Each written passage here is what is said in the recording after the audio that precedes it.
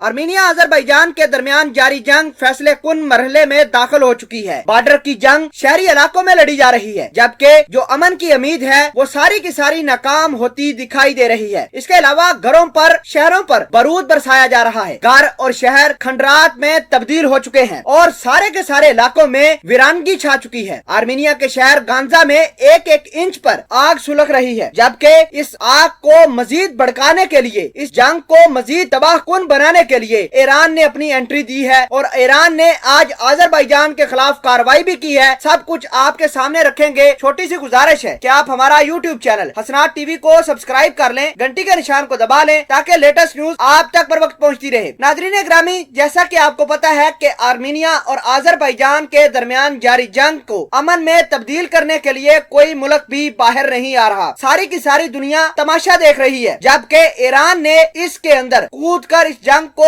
एक नया आर्डर देने की कोशिश की है। आज आर्मीनिया की फौज का साथ देते हुए ईरान ने अजरबैजान के इलाकों पर अटैक किया है और इतलात ये है कि मारते घरों और दीगर जगहों पर ईरान ने बारूद भी बरसाया है। अब सवाल ये पैदा होता है कि ईरान आखिर आर्मीनिया की ही सपोर्ट क्यों कर रहा है? तो इसकी दो बड़ी वजह है। एक ये कि ईरान आर्मीनिया के साथ अच्छे ताल्लुकात हैं, जबकि अजरबैजान के साथ उसके अच्छे ताल्लुकात नहीं है। दूसरी वजह ये कि आर्मीनिया को रशिया सपोर्ट कर रहा है। चूंकि ईरान ने रशिया से हथियार लेने होते हैं, S-400 मिसाइल सिस्टम भी लेना होता है, जिसकी वजह से ईरान आर्मीनिया की सपोर्ट कर रहा है और आर्मीनिया की सपोर्ट रशिया भी कर रहा है। जबकि आपको ये भी बता दें कि अजरबैजान को सपोर्ट इजराइल कर रहा है। इजराइल और ईरान आपस में जानी दुश्मन है, कभी भी उस मुल्क को एक साथ सपोर्ट नहीं करेंगे जहां पर ये दोनों इकट्ठे हो सके। बहरहाल ईरान ने आज अजरबैजान के खिलाफ बड़ी कार्रवाई करते हुए बहुत सारे शहरों को निशाना बनाया। अजरबैजान की फौजी ठिकानों को निशाना बनाकर ईरान ने